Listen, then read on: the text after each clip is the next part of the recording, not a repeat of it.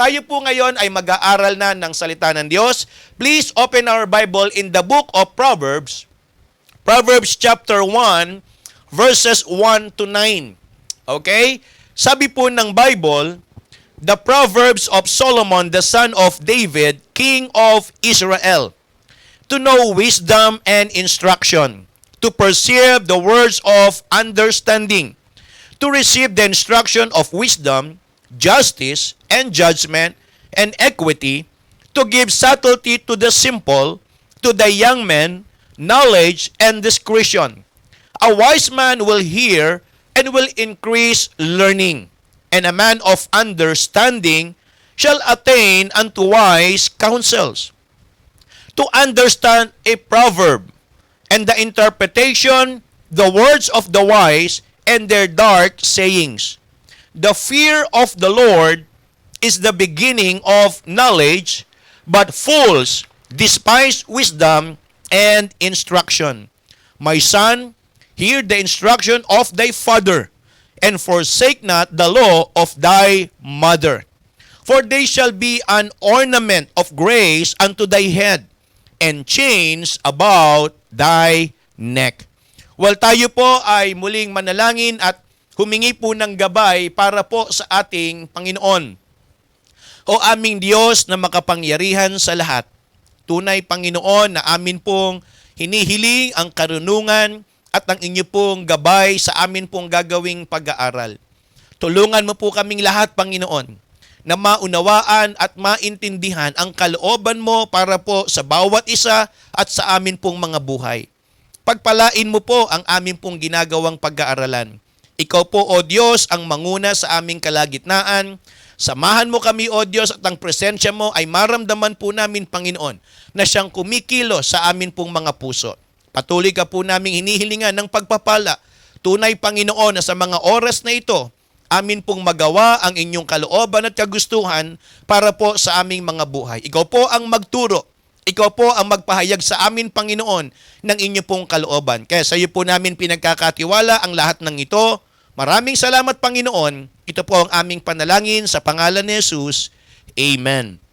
Well, the title of our message for this morning, The Wise in God's Eyes. Ang matalino o ang pantas sa paningin ng Diyos. Well, pag pinag-usapan po natin kasi yung pagiging wise or pantas or matalino, meron po tayong kani-kanyang mga definitions. Iba yung tingin natin sa matalino. Pag nakakarinig tayo ng magaling magsalita, tingin natin napaka-intelligent, di ba? Napaka-bright, napaka-talino niya. Pero alam niyo we're talking about not human wisdom. We're talking about God's wisdom. Ang pinag-uusapan po natin dito ay yung tingin ng Diyos sa atin kung tayo po ba matalino o pantas o hindi. Kaya nga yun yung bagay na magandang tignan natin. Pag nakakakita tayo na magaling, di ba, sa mga bawat lingwahe, linguistic, iniisip natin, matalino itong taong ito. Yes, pwede kasing ang tao, maraming alam, pero it doesn't mean matalino. Hindi ibig sabihin marami tayong alam, matalino tayo. Sabi nga ni Apostle Paul sa mga taga-Korinto, yung nagmamataas sa inyo at nagmamarunong, kamangmangan nyo sa harapan ng Diyos. Di ba? Yung wisdom of men, yung knowledge of men, are foolishness in the sight of God. So meaning, hindi porket marami tayong alam, matalino na tayo. Pero ang matalino, kailangan marami pong alam. Anong ibig pong sabihin? Kaya nga sana, yun po yung magandang makita natin, di ba? Sa atin pong mga buhay, maganda po siguro, di ba? Hindi lang tayo marunong o maalam sa kung ano po meron dito sa mundo. Yung atin pong pinag-aralan, yung ating mga natutunan, at yung mga ibinahagi po sa atin ng mga magulang natin o ng mga nauna po sa atin. Kasi ang sabi ng Bible, napakagandang tayo po kilalanin ng Diyos na marunong at pantas sa Kanya pong pamantayan o paningin. Kasi po, yan ang sabi ng Bible. Tingnan po ninyo.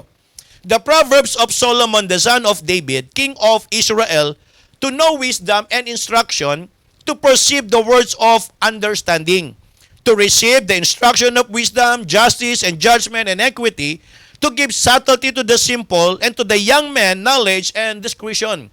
In verse number 5, a wise man will hear and increase learning. Look at the statement of King Solomon. Anong sabi niya rito? 'Di ba, ang pagkakatuto o ang pagiging matalino o pantas ay ang ibig sabihin hindi tumitigil sa pakikinig at pag-aaral. Alam nyo, nakita ko po rito, dalawa yung possible na source according to our passage. Para ang isang tao ay maging pantas or wise in the sight of God, unang nakita ko po rito, yung sinabi po dyan patungkol po sa pakikinig ng salita ng Diyos. Yung salitang hear, in verse number 5, a wise man will hear. Ang matalino raw, nakikinig. Opo, kahit marami na po tayong alam, naniniwala ako, ang totoong matalino gusto pa ring matuto. Alam nyo, ang pag-aaral nga, wala hong humpay yan eh. Kumbaga, ang pag-aaral ng salita ng Diyos, maging sa kurso natin, di ba, sa mga nakatapos ng college, di ba, pag-aralan ninyo, tuloy pa rin ang pagbabasa ninyo, tuloy pa rin ang pag-aaral ninyo, nag-a-upgrade pa rin kayo ng mga kaalaman, kahit anong course. Why? Because alam naman natin, ang sistema ng mundo nag-iiba, 'di ba? Nagkakaroon ng development, nagkakaroon ng sabihin nating progreso sa ating pong ekonomiya o sa ating mundo. So it doesn't mean kapag nakatapos na tayo at meron na po tayong 'di ba, trabaho, hindi na ho tayo nag-aaral or hindi na ho tayo nakikinig. Alam niyo ho, sabi dito sa verse number 5, ang matalino raw nakikinig. Kaya kung kayo po ngayong umaga matalino, dapat di po kayo natutulog. Hello? 'Di ba? Kung kayo po matalino, dapat hindi po kayo lingon ng lingon, 'di ba? Ang sabi ng Bible, ang matalino nakikinig. Sapagkat sa pakikinig, meron kang makukuhang kaalaman at mag-i-increase ang iyong knowledge. Sabi ho ng verse number 5, ulitin ko lang po. A wise man will hear or will increase learning. Okay? Pero yung karugtong, and a man of understanding shall attain unto wise counsels. Kaya kung gusto nating maging pantas sa harapan ng Diyos, ang pwedeng maging paraan, yung tayo po ay laging makinig. Kung tutuusin, di ba, ang pinag-uusapan natin wise in God's eyes. So, ibig sabihin, kung gusto mong maging pantas sa harapan ng Panginoon, ang dapat mong pinakikinggan ay ang tinig ng Diyos. Wag ho tayong kung kani-kanino nakikinig. Wag ho tayo kung kani-kanino, di ba, kumukuha ng payo. Dapat ang matalino, alam niya kung kanino niya makukuha yung karunungan. So ang sabi ng Bible, a wise man will hear and increase learning, and a man of understanding shall attain unto wise counsels. And sabi ng verse number 8, my son, hear the instruction of thy father, and forsake not the law of thy mother. Makinig sa Panginoon, makinig sa pastor, makinig sa mga magulang, lalo pat kung yan mga mananampalataya. Diba? Yung mga anak na kasama natin, diba? Yung meron pa kayong magulang at lalo pat nasa church. Siguro sabi ng Bible, children, obey your parents in the Lord. So dapat nakikinig tayo sa mga magulang natin, lalo pat kung nakikita natin yung nanay at tatay natin lumalakad sa kalooban ng Diyos. Alam niyo kung bakit? Kasi may wisdom sa sasabihin nila. Because they are guided ng salita ng Panginoon, and even the Holy Spirit is with them. Nasa kanila ang gabay ng salita ng Diyos at maging ang banal na Espiritu ay nananahan sa kanila, sa mga magulang na lumalakad sa kalooban ng Panginoon. Dahil kapag sila ay hindi lumakad sa kalooban ng Diyos, nako-quench ang Holy Spirit, nagigrieve ang Holy Spirit. So lumalabas, hindi nila kasang-ayon ng banal na Espiritu. So sa makatuwid, kapag ang magulang natin may takot sa Diyos, kapag ang magulang natin, di ba, kumikilala sa Panginoon, kapag ang magulang natin naglilingkod sa Panginoon sa gawain ng Diyos, mga kapatid, napakalaking bentahin na ng mga anak na sila ay magiging matuwid sa kanilang lakad kung sila'y makikinig sa sinasabi ng kanilang mga magulang. Sabi ko nga, sa magulang na matuwid ang lakad, pag nakinig ka, meron ka matatamong, di ba, pagpapala. Di how much more kung makikinig ka sa pastor, how much more kung makikinig ka sa Panginoon. So, anong ibig ko pong sabihin mga kapatid? Kung gusto nating maging wise, kung gusto ho nating maging pantas, makinig tayo sa mga pwedeng maging source ng karunungan. Amen? Yan ho yung sinabi ng Bible. Base po doon sa ating pinag-aaralan. And not only by hearing or hear, but also fear. Ang sabi po kasi dyan sa verse number 7, the fear of the Lord is the beginning of knowledge, and fools despise wisdom and instruction. Well, by the way, para wag ho tayong mamislead. According to verse number 7, yung fear po kasi dyan ay hindi po yung takot sa Diyos. Ang tinutukoy pong fear dyan ay yung respeto o galang sa Panginoon. Kaya lang, ang sabi niya kasi rito, yung gumagalang dapat marunong matakot. Hindi yun naman kasi lahat na natatakot, gumagalang eh. Saan ba kayo nakakita kung totoo man ito, no? Di ba? Kailan nyo ginalang yung multo kung takot kayo sa multo? Diba? Iba ho yung takot, diba, na talagang may pangamba, kundi yung takot na mayroong paggalang. Yun po ang pinag-uusapan natin. Nakakita kayo ng bangin na mataas. Diba? Pumunta kayo sa bandang gilid, natatakot kayo. Ibig sabihin ba, ginagalang nyo yung bangin? Hindi ho ganon. Yung fear na binabanggit po rito ay yung atin pong reverence sa Diyos. Yung ating pagkilala, paggalang, kaya nga, ito ho yung gusto pong i-drive. Kung tayo po ay marunong makinig, kung tayo po ay marunong rumispeto, yun po ang pinagmumula ng karunungan. Kaya nga, simple lang, pwede na nga ho nating wakasan dito, gusto mong maging wise, makinig ka. Amen? Kung gusto mong maging wise, marunong ka dapat rumispeto. Marunong ka dapat gumalang sa mga dapat ginagalang sa iyong buhay. Okay? So kaya ito ho yung mga bagay na nakita ko po rito. At ang sabi nga doon sa verse number 8, maidagdag ko lang, diba, my son, hear the instruction of thy father and forsake not the law of thy mother. Dahil Mother's Day, naisip ko lang mga kapatid, diba't ang nanay, lagi nating naririnig.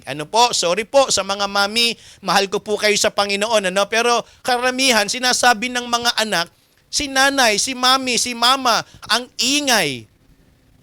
Diba? Laging salita ng salita, laging maraming sinasabi sa amin.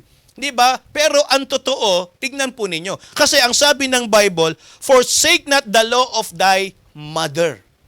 So, ibig sabihin, ito po ay binasbasan ng Diyos. Kaya nga, yung mga nanay dyan, sige lang po, huwag kayong magsawang magpaalala sa mga anak. Alam nyo kung bakit?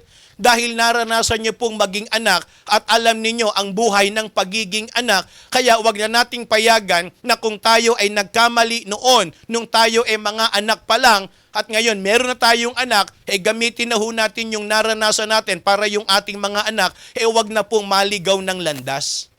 Kaya yung mga anak, wag ko kayong magtakip ng tenga o mainis kung bakit ang mga nanay, di ba, palaging mas delikado kapag yung tatay ang dakdak. Di ba? Saan ka nakakita? Yung tatay, yung talagang ganun ng ganun. Mas delikado po yun. Baka hindi yun ang tatay, baka siya ang nanay. Anong ibig ko sabihin, mga kapatid? So, ang mga nanay, kaya po sila palaging ganyan dahil alam na nila yung mga naranasan nila nung sila ay mga anak. Kaya, sila po ay laging nagpapaalala. Sabi nga diba, pag naging magulang na rin kayo, malalaman ninyo yung sinasabi namin. Kaya yung iba ayaw mag-asawa. Kaya yung iba ayaw magkaroon ng anak. Bakit? Baka natatakot yung naranasan ng magulang nila sa kanilang mga anak. Well, anyway, I believe na yung mga nanay, kaya yan nagsasalita kasi ayaw ng mga magulang o ng nanay na ang kanilang mga anak ay mapahamak o malihis ng landas. Kaya sa mga nanay po, nakasama natin ngayong umaga, saludo po kami sa inyo pong sakripisyo, sa hirap, at sana alam ng mga anak na ang nanay ay nasa panganib ng kanilang buhay nung tayo po ay binibitbit sa kanilang sinapupunan.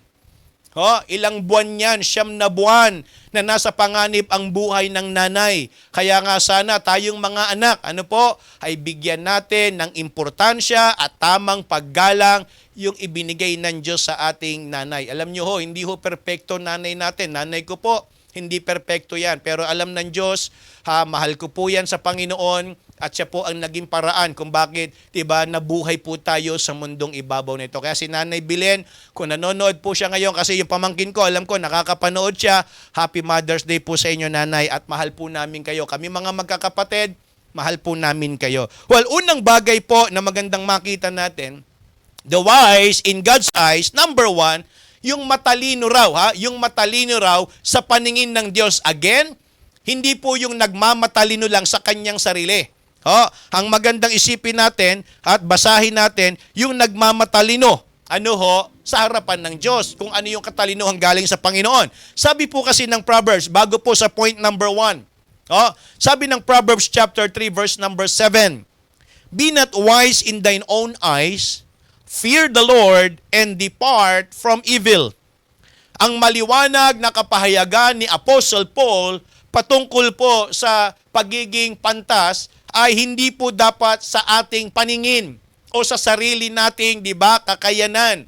Pwedeng kayo po ay maraming alam, pwedeng higit kayo sa kaalaman namin, o kaya higit kami sa kaalaman ninyo, but it doesn't mean we are wise in God's eyes. Hindi ibig sabihin, kaya kong magpaliwanag, ako na po ang matalino. Hindi ibig sabihin, kaya kong manguna, ako na yung magaling, ako na yung matalino. Sabi nga ng Romans chapter 12 and verse number 16, be of the same mind one toward another, mind not high things.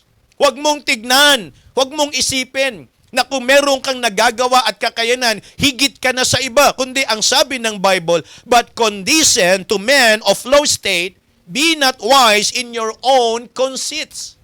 Ang ibig sabihin, huwag kang maging, panatag o maging, pakiramdam mo parang ikaw ay magaling o mas marunong na higit sa iba. Kundi ang sabi ng Bible, be not wise in your own thinking. So wag nating gawin. Kaya nga mga kapatid, ito yung mga bagay na magandang i-consider natin sa pinag-aaralan po natin for this morning. Sino ba yung mga wise? Number 1, those who follow the Word of God. Yung sumusunod sa salita raw ng Panginoon. Tignan po ninyo. Sabi ng Proverbs chapter 10 and verse number 8. The wise in heart will receive commandments, but a prating fool shall fall. Imagine this. Kung talagang maiintindihan lang nating maigi. Yung sinabi po ni Solomon in verse number 8, the wise in heart will receive commandments. So meaning, yung matalino, hindi lang tumatanggap ng salita po ng Diyos, kung hindi kanya po itong sinusunod at ginagawa sa kanyang buhay. Kaya nga, anong sabi niya rin sa Proverbs chapter 16 verses 21 to 23? Sundan po ninyo. The wise in heart shall be called prudent, and the sweetness of the lips increaseth learning. Understanding is a wellspring of life unto him that hath it, but the instruction of fools is folly. The heart of the wise teacheth his mouth, and addeth learning to his lips. So, nakita ko po na kung gaano kahalaga ang salita ng Diyos sa mga kagaya po natin bilang mga tunay na mananampalataya. Kaya nga mga kapatid, para tayo mapabilang doon sa mga masasabi po nating mga pantas o matalino sa harapan ng Panginoon, ang kailangan po nating gawin, hindi lang yung mag-aral sa secular, hindi lang yung maging matalino o magkaroon tayo ng mga masasabi nating awards sa ating mga ginagawa, but kundi ang sabi ng Bible, yung tumatanggap at sumusunod at gumagawa ng salita po ng Diyos. Hindi po kasi enough, na tawagin tayong matalino dahil meron na po tayong narating.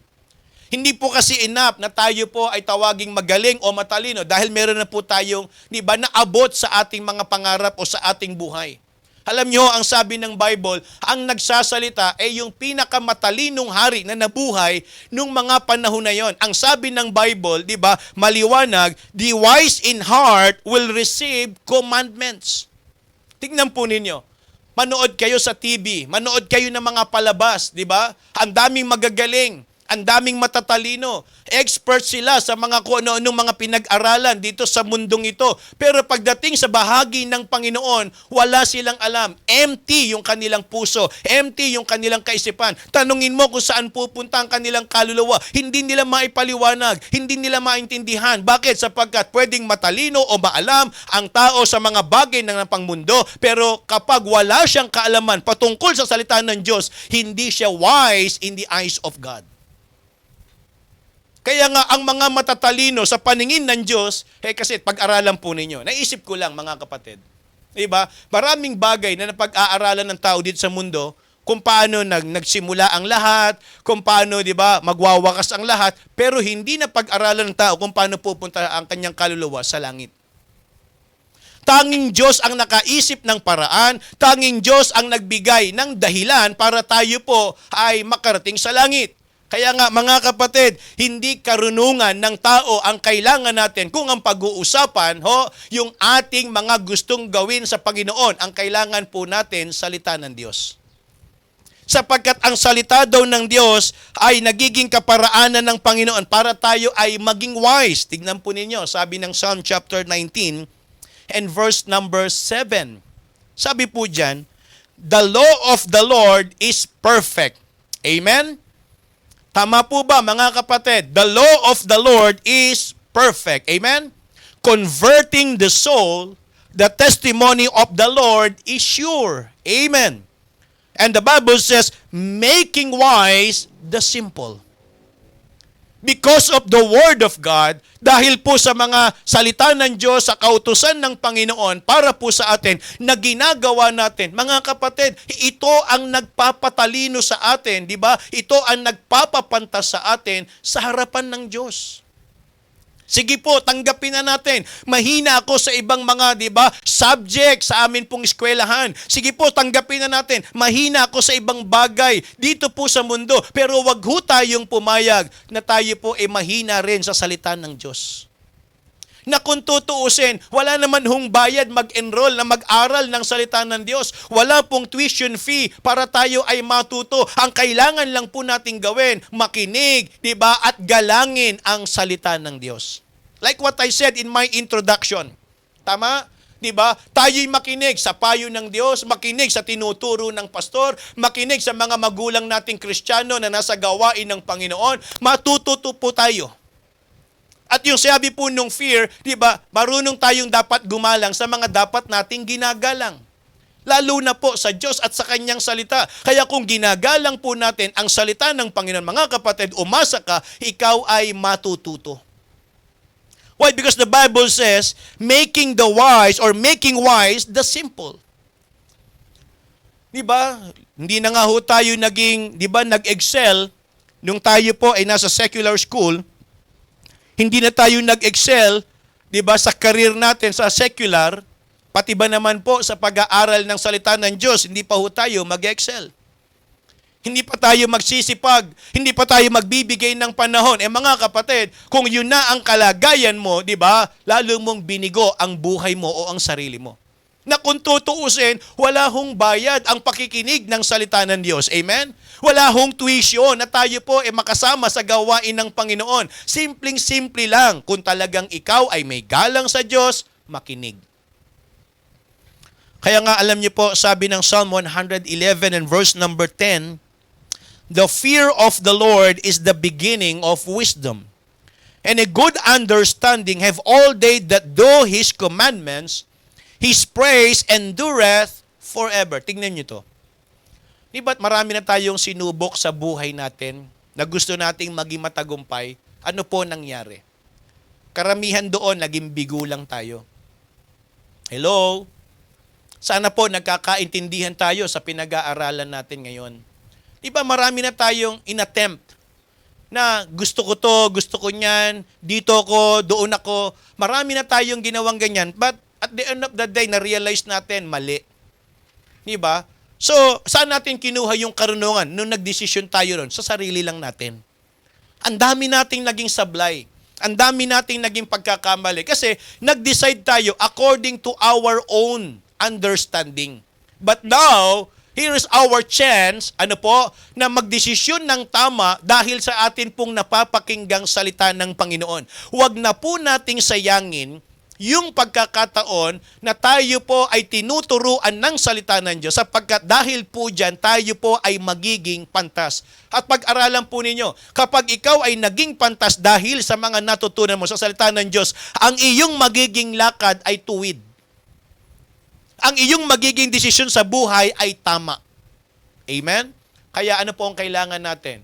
Di ba? Sumunod sa salita po ng Diyos. Amen? So that's number 1. Okay, number 2. Those who faithfully walk with God. Ito ho yung mga wise in God's eyes. Okay? Yung sumusunod sa salita ng Diyos. Ito naman po yung pangalawa. Those who faithfully walk with God. Okay. Proverbs chapter 13 and verse number 20. The Bible says, He that walketh with wise men shall be wise, but a companion of fools shall be destroyed. Ito, maganda po ito mga kapatid. Ha? Kung gusto nyong maging wise, ang hanapin nyong kasama, yung mga wise din. Hello? Dahil kapag ang kasama po natin, di ba, sorry to say, sorry for the term, mangmang din, what do you expect sa sarili mo? Kung ang kasama mo, mga fools, mga wicked, unbelievers. So what do you expect na mangyayari sa buhay mo? Tatalino ka, babait ka, 'di ba? Mas magiging banal ka dahil sila ang kasama mo, ang ituturo niyan at ang makokopya mo diyan yung kanilang mga ginagawa na walang karunungan na nanggaling sa Diyos. 'Di ba? Anong ituturo sa iyo nang hindi naman maka-Diyos na kaibigan? Anong ituturo sa iyo nang hindi naman maka-Diyos na katrabaho? Anong ituturo sa iyo ng kaklase mong hindi naman Kristiyano, di ba? Mga kapatid, diretsahan na po. Wala naman pong alam yan sa salita ng Diyos. Paano tayo magiging matalino sa harapan ng Panginoon? Kaya nga sabi niya, He that walketh with wise men shall be wise, but a companion of fools shall be destroyed. Kaya nga kapag namali ng barkada ang isang kabataan, ano nangyayari? Nalulugmok sa kasalanan. 'Di ba? Nasisira ang buhay, nalalayo sa Panginoon. Kaya nga paalala ko, sa mga young peoples natin, kung kayo ay pinangangaralan ng magulang ninyo na layuan nyo yung taong yan dahil yan hindi nagtuturo ng maganda sa inyo, makinig kayo, may wisdom ng Diyos dyan. Diba? Huwag ka dyan pupunta kasi baka turuan ka lang yan. Makinig kayo. May wisdom ng Panginoon yan. Hindi ho masamang makipagkaibigan. Hindi masama na meron tayong kabarkada. Hindi mali na meron tayong katrabahong unbelievers. Hindi mali na tayo po may nakakahalubilong hindi naman kasama sa gawain ng Diyos. But what I am trying to say and to explain to each of everyone, siguraduhin natin na yung kasama natin ituturo sa atin tama at maganda. Diba? Sabi ko nga, kapag ang kabarkada mo matalino, may tendency tumalino ka rin. Diba? Kapag ang kabarkada mo, diba, kung anumang sports yung kanyang kinahihiligan, may tendency na magaya ka rin, matuto ka rin sa kung ano yung kanyang kinahihiligan. Dahil hindi naman kayo pwedeng magkasama nang hindi kayo magkakaparehas ng hilig. Can two walk together except they be agreed? Alright? So yan po yung sabi ng Bible. Kaya nga, piliin natin yung mga makakasama natin sa buhay kung ang pag-uusapan ay yung pagiging wise in God's eyes. Tignan po ninyo. Ito ho yung gusto kong bigyan natin ng pansin dito. Yung sinabi po ng Hebrews chapter 11, verses 8 to 12. Kung sino po ito, sundan po ninyo at kilalanin natin. Sabi ng verse number 8, By faith, Abraham, when he was called to go out into a place which he should after receive for an inheritance, obeyed. Okay, listen, obeyed. And he went out, not knowing whither he went. By faith he sojourned in the land of promise, as in a strange country, dwelling in tabernacles with Isaac and Jacob, the heirs with him of the same promise. For he looked for a city which had foundations, whose builder and maker is God. Through faith also Sarah herself received strength to conceive seed, and was delivered of a child when she was past age, because she judged him faithful who had promised. Therefore sprang there even of one, and him as good as dead, so many as the stars of the sky in multitude, and as the sun which is by the seashore innumerable. Well, alam nyo, sabi po ng Bible dito kay Abraham, maliwanag, di ba, not knowing whither he went. So, ang ibig ko pong sabihin, itong si Abraham, lumakad ng may katapatan according doon po sa sinasabi ng Diyos. para sa kanyang buhay. Ito yung gawin mo. Kaya nga, napakahalaga sa atin, mga kapatid. Ano? Sabi nila, bakit ka sunod-sunuran?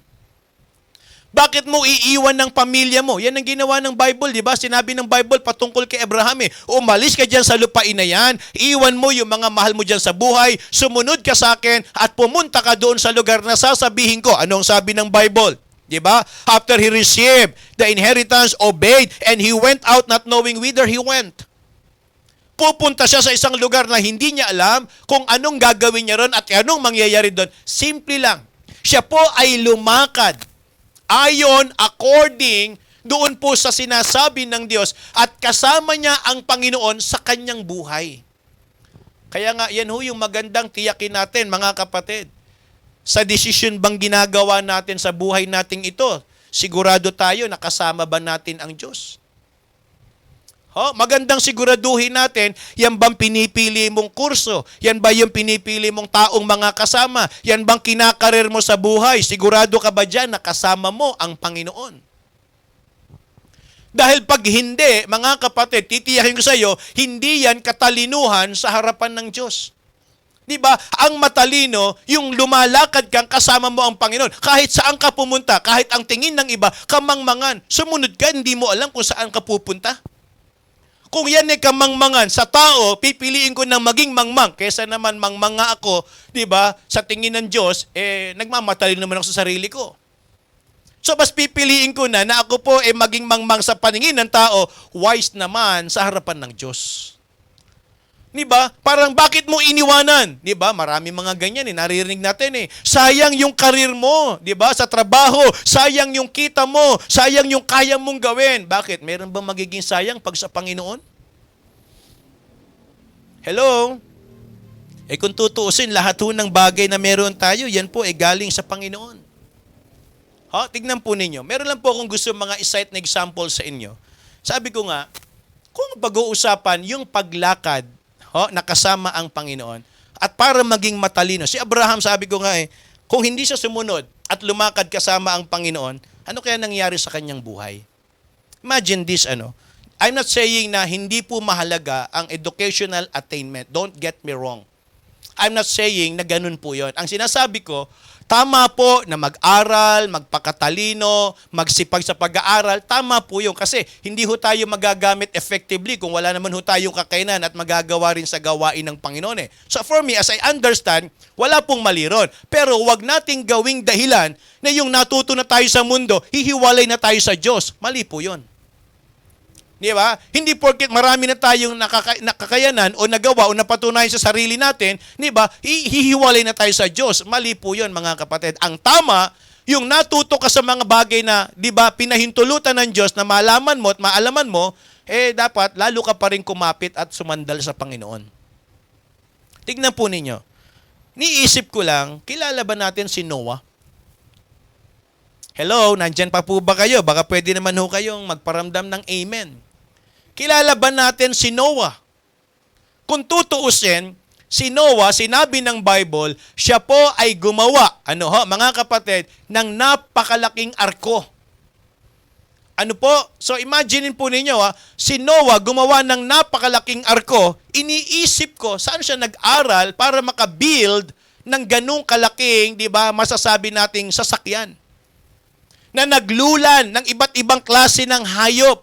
Buhay na hayop.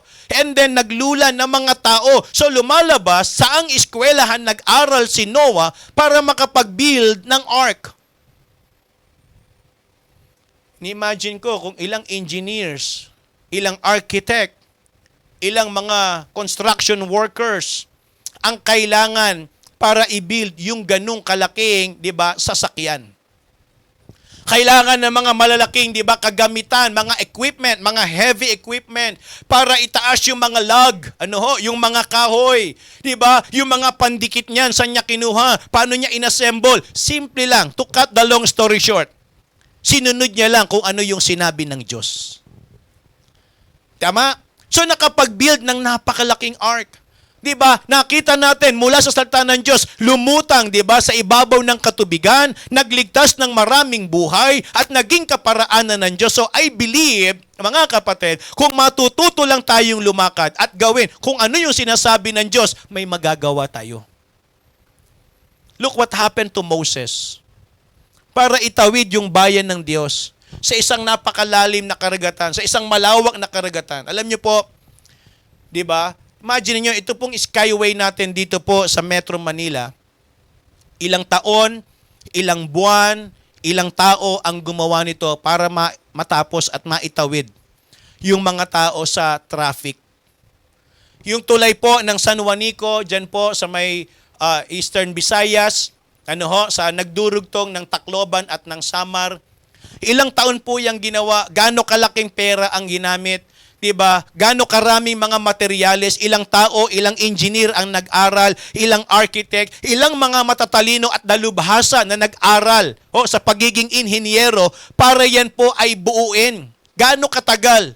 Alam niyo si Moses nung itinawid yung mga tao, hindi ho bumilang ng araw, hindi ho bumilang ng buwan, hindi ho bumilang ng taon. Sinunod niya lang yung sinabi ng Diyos, inangat niya lang yung rod na hati ang dagat. Anong gusto ko pong expound dito, mga kapatid? Di ba? Pwedeng may kakayanan ng tao, pwedeng marunong tayo, pero mga kapatid, walang silbi yung karunungan at kakayanan natin kung yan gagamitin natin pang sarili lang natin. Sino si Moses? Sino si Noah? Ni-imagine ko lang, paano nila nagawa yon? Hello? So, lumalabas, para po tayo maging wise, sa harapan ng Diyos, what we need is lumakad tayo ng may katapatan na kasama ang Diyos. Sundin natin, gawin natin kung ano yung sinasabi ng Panginoon. And then number 3, those who firmly work with God. Or work for God, I mean. Sabi ng 1 Kings chapter 4 verses 29 to 34, and God gave Solomon wisdom and understanding exceeding much, and largeness of heart, even as the sand that is on the seashore. And Solomon's wisdom excelled the wisdom of all the children of the east country, and all the wisdom of Egypt. And he was wiser than all men, than Ethan the Ezrahite, and Heman, and Calcol, and Darda, and sons of Mahol, and his fame was in all nations round about. And he spake 3,000 proverbs, and his songs were 1,005. And he spake of trees, from the cedar tree that is in Lebanon, even unto the hyssop that springeth out of the wall. He spake also of beasts, and of fowl, and of creeping things, and of fishes. And there came of all people to hear the wisdom of Solomon from all kings of the earth, which had heard of his wisdom. Imagine yung kanyang sinasabi, yung illustration po na ginamit dyan, yung sinabi sa puno, a cedar tree that is in Lebanon, yan po yung, kumbaga, salitang merong quality ang ibig sabihin. Nagsasalita si Solomon ng meron pong, laman. May magandang meaning. Meron hong quality yung kanyang mga sinasabi. Meron pong kabuluhan. Yun ang ibig sabihin po dyan. So imagine this, ang sabi ng Bible, yung hiningi ni Solomon, hindi kayamanan, hindi yung pagtanyag, kundi ang kailangan niya, wisdom. For what reason? Tingnan po ninyo. Sabi po ng Chronicles, 2 Chronicles chapter 1, verses 7 to 12. And in that night did God appear unto Solomon, and said unto him, ask what I shall give thee. And Solomon said unto God, thou hast shewed great mercy unto David my father, and hast made me to reign in his stead. Now, O Lord God, let thy promise unto David my father be established. For thou hast made me king over a people like those of the earth in multitude. Give me now wisdom and knowledge, and that I may judge this people that is so great. Sabi niya rito, that I may go out and come in before these people, for who can judge these people that is so great? And God said to Solomon, because this was in thine heart, and thou hast not asked riches, wealth, or honor, nor the life of thine enemies, neither yet hast asked long life, but has us wisdom and knowledge for thyself, but for the my judges, the people over whom I have made thee king. Wisdom and knowledge is granted unto thee, and I will give thee riches and wealth and honor, such as none of the kings have had that had been before thee, neither shall there any after thee the like, or even in his life. Ang sabi ng Bible, walang nakahigit sa kanyang buhay, sa kanyang mga nagawa, o walang nakatulad sa kanya. Ano yung sabi ng Bible, ang hiningi niya? Wisdom. For what reason? Dahil para magamit niya sa gawain ng Diyos. Alam niyo, yung mga matalino, sabi nga ng Bible, if you lack wisdom, let him ask of God. And he giveth liberally and upbraideth not. Alam niyo, ang Diyos, kung tayo po ay hihingi ng karunungan sa Kanya, kaya niyang ibigay ito sa atin. Yan sabi ni Solomon, ang kailangan ko, wisdom. For what purpose? Sabi kasi dyan, gusto niyang magamit yung kanyang buhay sa gawain ng Diyos. Kung paano ko i-judge, kung paano ko magli-lead, irurule yung mga tao, ang kailangan ko, karunungan mo. Alam niyo mga kapatid, nakita ko po rito, yung kanyang desire na siya ay makapaglingkod. Ang totoong wise, ang iniisip, hindi yung kanyang sarili. Ang iniisip, yung magagawa niyang tama sa harapan ng Diyos. Ano sabi ng Panginoon sa kanya? Hindi mo hiningi yung mahabang buhay. Hindi mo hiningi kayamanan. Hindi mo hiningi extra power. Hindi mo hiningi yung dumami yung mga tao mo. Hindi mo hiningi yung humaba ang buhay mo. Diba? Ang hiningi mo, karunungan. Para pa rin sa akin. Para pa rin sa gawain. Yun ang matalino. Alam niyo kung bakit? Kapag inuna natin ng Diyos, pakinggan po ninyo, sana maging matalino tayo ngayon. Kapag inuna natin ng Diyos, naniniwala po ba kayo na may ibabalik ang Diyos sa atin? Hello? Subukan ho natin. I-try lang natin na bago tayo, unahin natin ng Panginoon. Alam niyo kung bakit? Sinabi na po yan ng Bible eh. Matthew 6:33. Amen? Kapag inuna po natin siya, hindi ho po pwedeng wala pong ibibigay ang Diyos sa atin. Yes. Seek ye first the kingdom of God and His righteousness, and all these things shall be added unto you. Ang Diyos, kapag inuna ni Solomon, anong sabi ng Bible? Binigay yung karunungan, but take note, hindi lang wisdom ang binigay ng Diyos. Kasi ang isip ni Solomon para sa Panginoon. So tayo rin po ganon. Sana ang isipin natin, ano ba yung pwede nating gawin para sa Panginoon? Dahil pagkatapos na inuna natin ng Diyos, tayo naman ang pagpapalain ng Panginoon. Sabi nga po ng Proverbs chapter 3 verses 5 to 7, trust in the Lord with all thine heart, and lean not unto thine own understanding. In all thy ways acknowledge Him, and He shall direct thy paths. Be not wise in thine own eyes. Fear the Lord, and depart from evil. Mga kapatid, marami na tayong sinubok na ginawa sa buhay natin na tayo ang nasunod, pero pumalpak, sumablay. This time, gawin naman natin, sundin natin ang Diyos, makinig tayo sa Kanya, at tignan natin kung ano po ang mangyayari sa ating mga buhay. Kaya nga sana, tayo po'y nabusog at napagpala ng salita ng Diyos ngayon pong umagang ito. Manalangin po tayo. O aming Diyos na banal at makapangyarihan sa lahat, Lord, maraming salamat po sa ginawa mong pagtuturo, pangangaral sa amin pong kalagitnaan. Tunay po na ikaw ang amin pong hinihilingan na kumilos sa puso po ng lahat ng nakapakinig ng mensaheng ito. Ayaw po naming masayang ang lahat ng ito at ayaw po naming hanggang sa tainga lang po namin ilagay ang amin pong natutunan. Gusto po namin tong i-apply at gusto rin po naming maranasan na maging wise sa inyo pong harapan. Kaya tulungan mo kami, Panginoon, na magawa namin ang mga kaparaanan ito para kami po ay makasunod sa kalooban mo. Salamat po sa gabay ng banal na Espiritu. Salamat po sa karunungan ng inyong salita. Ikaw po, O Diyos, ang amin pong pinasasalamatan. Ito po ang aming panalangin sa pangalan ni Jesus. Amen. So, purihin ng Diyos and